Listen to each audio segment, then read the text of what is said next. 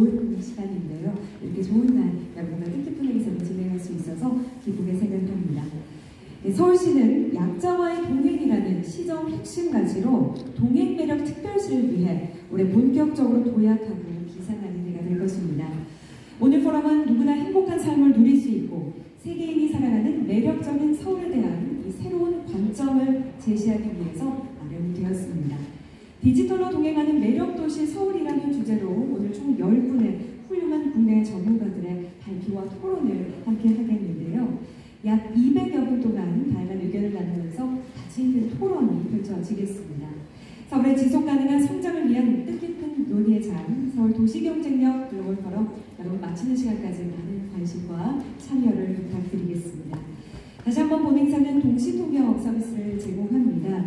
수신기 채널 1번은 한국어, 채널 2번은 영어로 맞춰서 사용하실 수가 있겠고요. 그리고 서울시 유튜브 공식 채널을 통해서 지금 전 세계로 생중계가 되고 있습니다.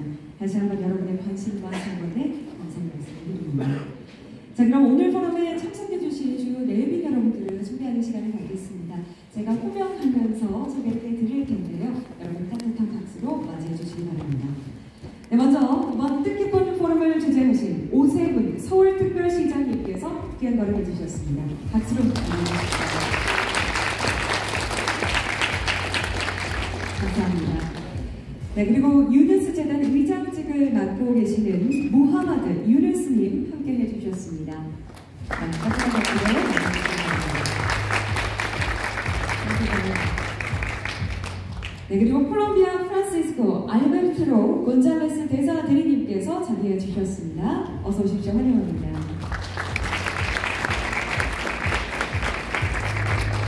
네, 그리고 이곳에 각 대사관을 대표해서 조한 대사관 관계자분들 그리고 외국인 영예 시민분들께서도 자리를 하고 계십니다.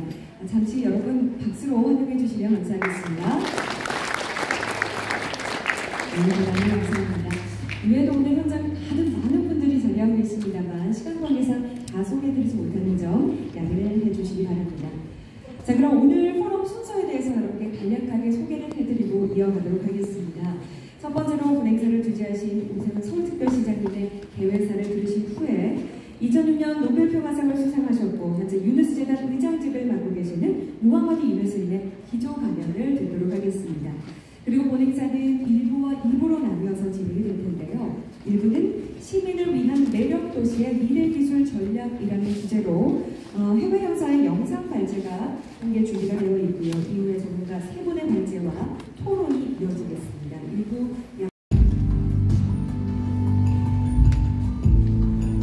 여러분 반갑습니다. 서울 도시경쟁력 글로벌 포럼을 찾아주신 여러분 진심으로 환영합니다. 서울시장입니다.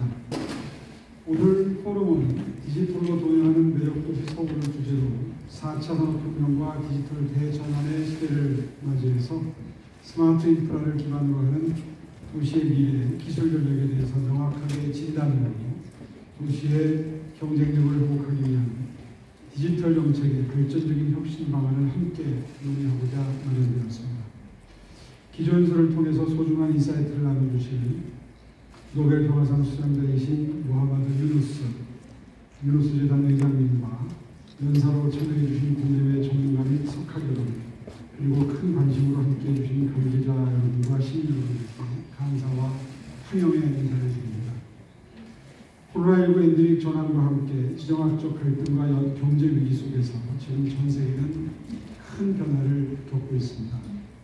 뿐만 아니라 4차 산업혁명이라는 시대의 흐름 속에 도시는 변화하고 있고 이로 인한 생활의 변화도 가속화되고 있습니다. 이러한 중대 기로에서 서울시는 시민 삶의 질을 향상시키기 위한 새로운 도약을 준비하고 있습니다. 여러 언론에서 보도한 바와 같이 서울은 2022년 세계 도시경쟁력 평가에서 종합 7위권의 도시경쟁력을 도시로 평가를 받았습니다.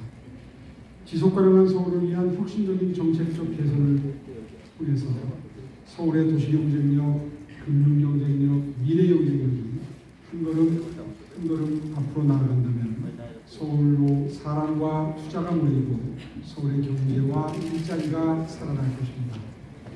그리고 종국에는 서울이 뉴욕이나 런던, 파리, 도쿄와 어깨를 나란히 하는 글로벌 탑5 도시로 도약을 할 것으로 기대됩니다. 지난해 서울시는 서울을 글로벌 탑5의 경쟁력을 가진 매력 도시로 도약시키기 위한 전략을 수립했습니다.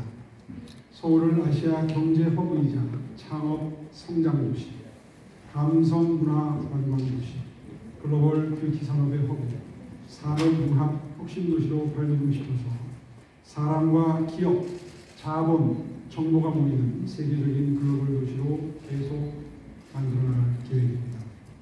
이와 함께 시민 삶의 질 향상을 위해서 미래 기술 전략을 공공의 영역에 접목시켜서 새로운 행정 서비스로 구현하고자 합니다. 우선 디지털 약자와 소외계층이 동반 성장하는 상생도시를 향한 혁신 전략을 제시하고 미래 인재와 기업 간의 연결 플랫폼 환경을 조성하겠습니다. 아울러서 서울이 세계 5대 금융도시와 창업도시, R&D의 메카로 거듭날 수 있도록 규제개혁을 통한 관련 인프라도 대거 확충하겠습니다. 그리고 해외 관광객 3천만 시대의 관광도시로 나아가기 위해서 K문화로 자리잡은 한류 콘텐츠의 뷰티, 미식, 쇼핑, 문화, 예술과 한강, 도심, 등산, 야경 등 서울의 대표 자원을 집약하고 새로운 디지털 관광 환경도 구축하도록 하겠습니다. 오늘 서울 도시 경쟁력 글로벌 포럼에서 펼쳐진 시민을 위한 시민과 동행하는 미래 기술 전략과 혁신 방안에 대한 다양한 시각과 풍성한 논의들은 다가오는 미래 스마트 도시 서울의 기반이 될 것이라고 신앙합니다.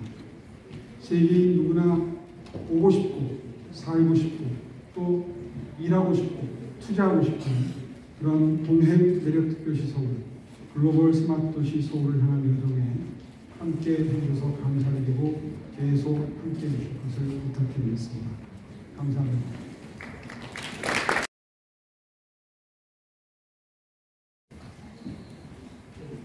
About the situation of the people who are left behind. And that's very gratifying to hear the mayor worrying about, thinking about, looking for actions. That's what our discussions were all about. I repeatedly mentioned to you during my discussion that I'm coming from a different kind of world. I'm not a political leader, I'm not head of a metropolitan city or any such positions. It is very important, which is deliberate right now. What I did as an individual person, and I could do whatever I wanted to do. And in the process of questioning many things, and I shared with you all the questions that I raised. And I was very happy to see many of these things. This is a positive response from you, the way I looked at it.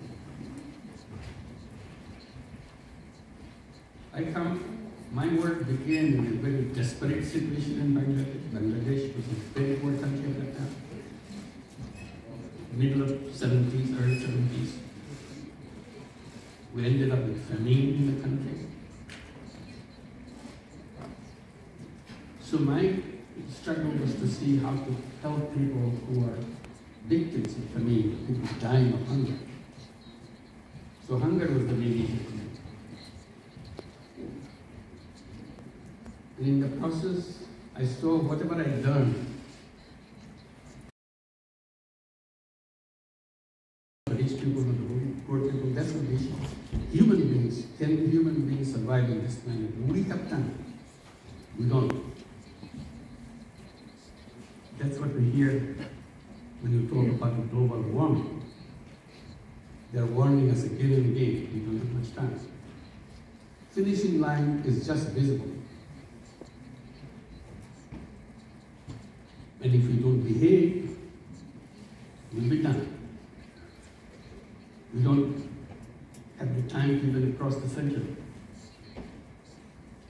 So how do you do that? My conclusion is, if you continue to pursue the path that we pursue right now, we have no chance. Because this path is a path of suicide. It's a suicidal path. So if you follow that path with competitiveness, we bring suicide very fast. Who created global warming? Definitely, God didn't create global warming. We created global warming, all of us, by competing to destroy ourselves. That's what the structure of economics is all about. The fault of economics, as I go with this question, I say the very fundamental of economics is done in the wrong way. It defines human beings in a wrong way. It defines human being as someone who is driven by self-interest. That's the essence of economics.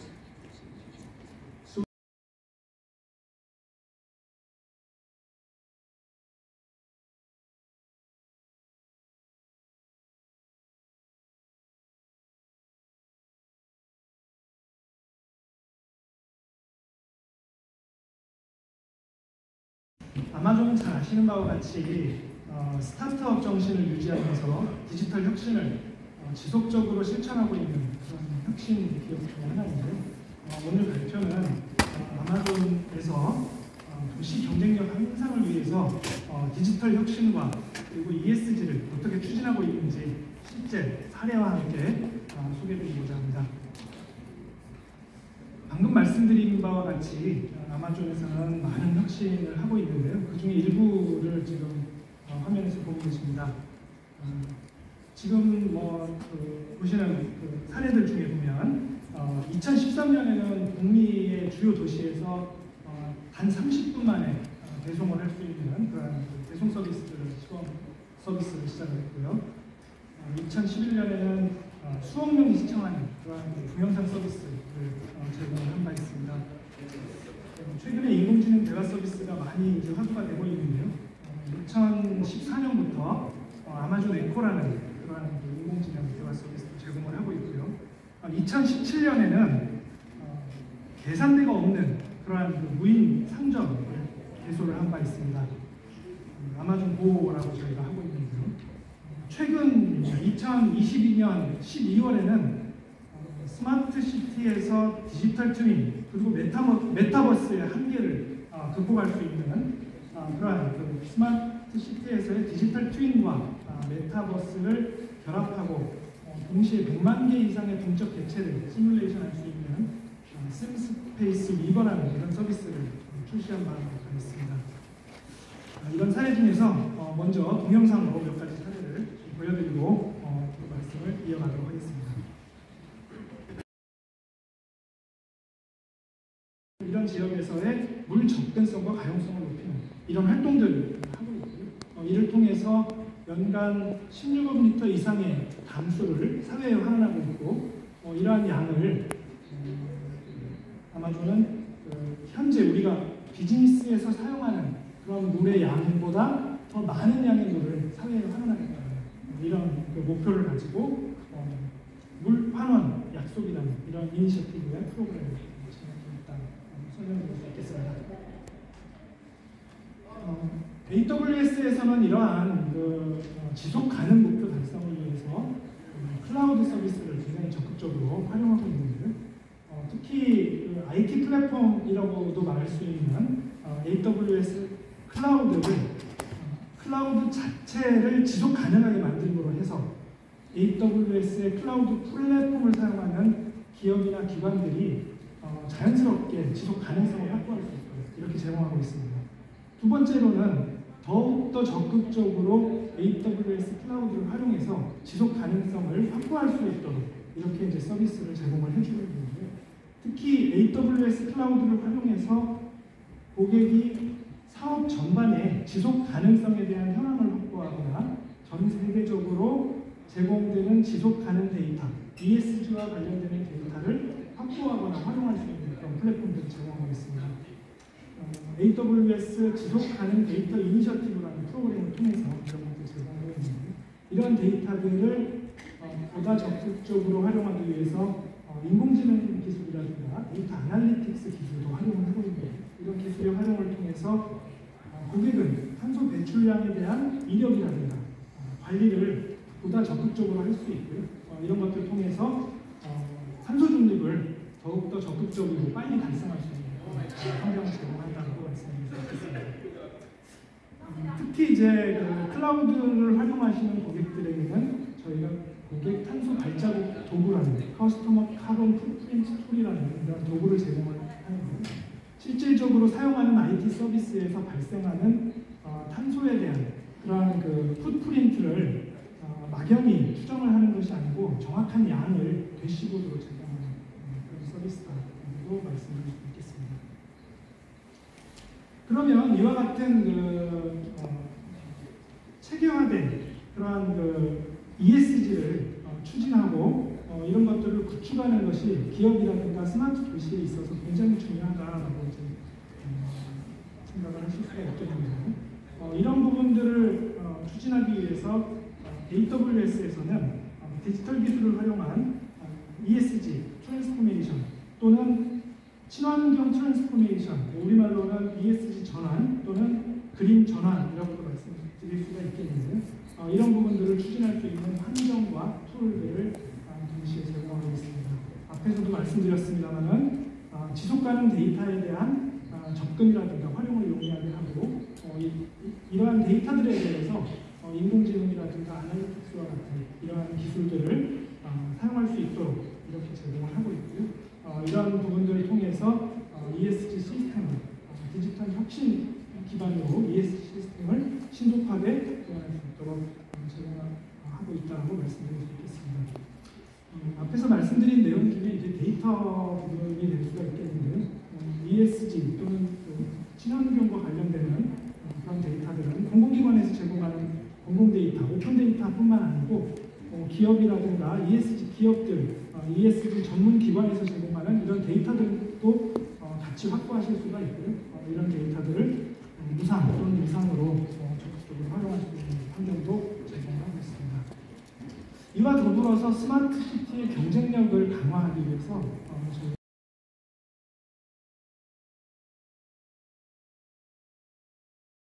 문제들도 생깁니다. 가장 많이 얘기가 되고 있는 게 자동차와 교통 혼잡 얘기가 나옵니다. 우리나라의 도시혼잡 비용은 21년 기준으로 2018년 기준으로 교통연구원 발표에 의하면 무려 68조라고 합니다. 연간 68조고요. 그 중에 서울의 수도권의 연간 비용이 35.4조입니다. 어마어마하죠. 조금 하기 쉽게 얘기하자면 1km당 전국 평균 6.6억이고 서울은 47억 원에 달합니다. 여기에 비용을 계산할 때 들어가는 차지하고 있는 비율이 78%가 시간 비용입니다. 그 얘기는 이제 혼잡에 의한 비용이 굉장히 높다는 걸 알 수 있습니다. 그러면 혼잡은 왜 일어날까요? 이제 차가 많고 도로는 사정이 좋지 않아서 그런데, 또 하나는 혼자 타고 다니는 수용차입니다. 저희 도로에 보면 혼자 타고 다니는 차가 태반이죠. 나홀로 탑승이라고 부르는 86%에 이르고 점점 증가하고 있는 추세입니다.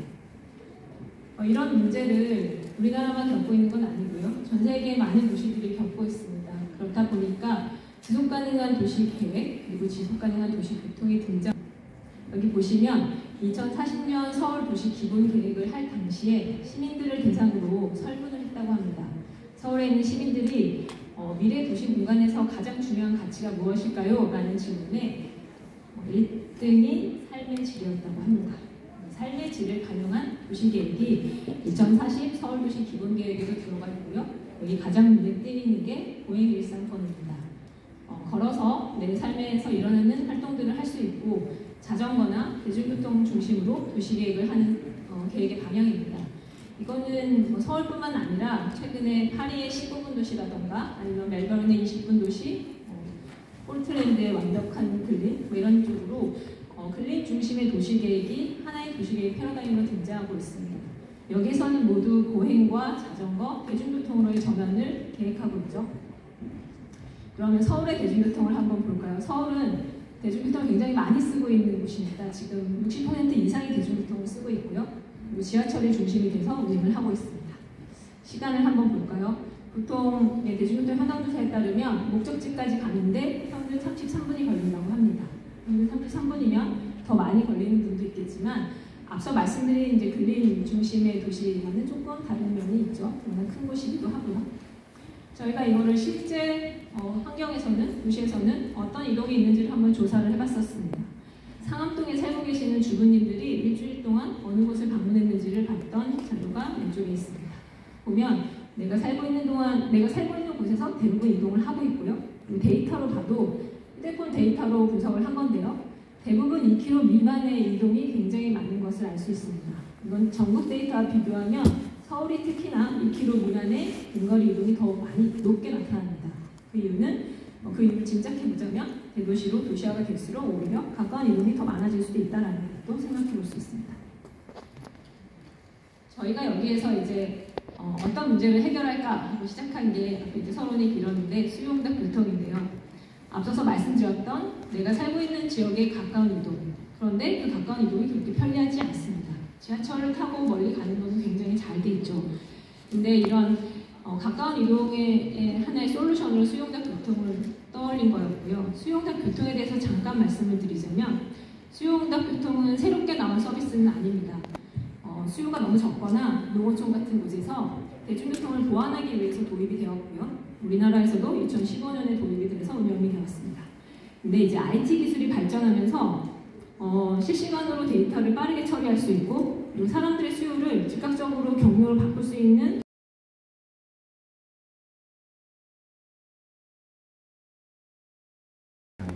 2009년 시작된 빛의 축제 BDBC는 전 세계의 가장 큰 빛의 축제 중에 하나로 매년 5월에서 6월에 시드니에서 열리고 있으며 BBDC는 한 달 동안 축제 기간 동안 약 200만 명의 관광객이 방문을 하고 있습니다. BBDC의 랜드마크인 그 오페라하우스 미디어 파사드 이외에 시드니 50여 개의 베뉴에 미디어 아트 작품이 설치되어 있고 밤에만 경험할 수 있는 축제 특성상 3, 4일 정도를 머물면서 봐야 하는 체류형 관광 콘텐츠입니다. 몇 가지 주요한 그 콘텐츠에 대해서 설명을 드리도록 하겠습니다. 랜드마크인 오페라하우스의 미디어 파사드와 하버브리지의 라이팅 쇼를, 그 다음에 시드니의 유명한 일러스트레이트 작품을 미디어 파사드로 구현한 사례들, 월셔베이의 바다에 떠있는 벌룬 형태의 미디어 조형물들, 바람가루 지역에 있는 사람의 움직임에 따라서 소리가 바뀌는 거대한 미디어 인스톨레이션 하프, 그리고 사람들이 많이 모이는 달링하버에 설치되어 있는 워터스크린 쇼, 그리고 어린이들을 데리고 있는 패밀리들이 방문하여 큰 힘들을 거두고 있는 타론가주의 미디어 인스톨레이션들, 그리고 특이하게 이런 많은 브랜드들이 스폰서십으로 참여해서 그들의 브랜드 커뮤니케이션을 진행을 하고 있습니다. 저희 나라 브랜드인 기아자동차도 22년 BBD 시드니에 2개의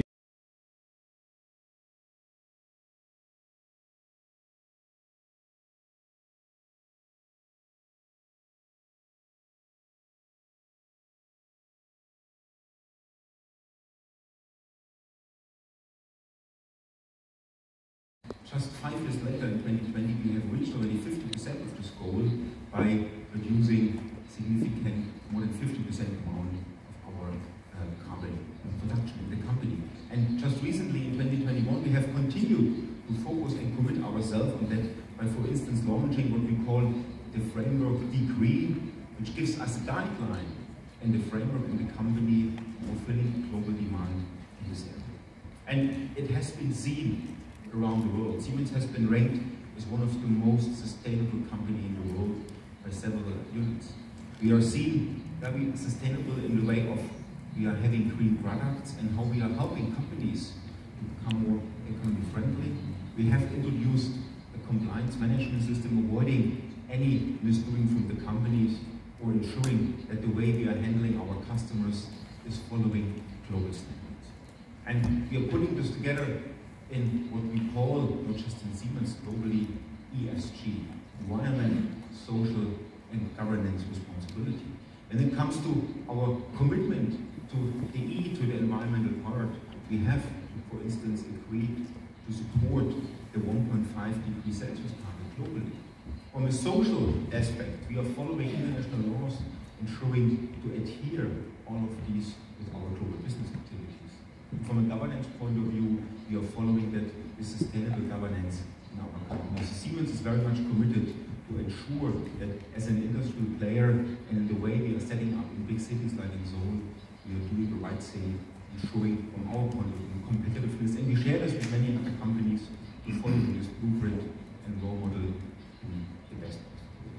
Now, when it comes to with that and kind of backbone, ensuring that as a company we ourselves very much sustainable, social and governance focused, how we are contributing to the world, how we contributing to the individual industry segments. And as I said before, the manufacturing industry, which is very essential for a city, is today, from a sustainability perspective, consuming or contributing 30% of the pollution. So in order to reduce this, which is a significant amount, we are using digital technologies, for instance, to make manufacturing and products even more sustainable.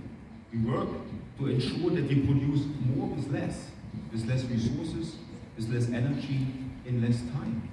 We are helping our companies, our customers' companies, to manage the footprint of CO2 along the entire value chain. It's not just important, but at the end of the day, a product like the car is producing its CO2. The question is how the entire car is produced in terms of its CO2 footprint. So this is what we are looking after. And we are trying, very successful, to make the workplace for the people more safe, more healthy, and more people-centric. And I will share in a minute how we are doing this. As I said, buildings are consuming 40% of the global energy, so it's very important to ensure that we are making buildings more energy efficient. So we're using digital solutions to simulate, to optimize in the early planning, but also to operate a building management system for a better sustainability. We are working with software to optimize space and assets. We try to bring more in less space, and of course we would like to increase the safety, the security, but also the climate and the place for our people to work in buildings. Electrification is still very much built on fossil, so we are trying to really introduce and integrate renewable energy into existing frameworks, into existing grids. We are helping to decarbonize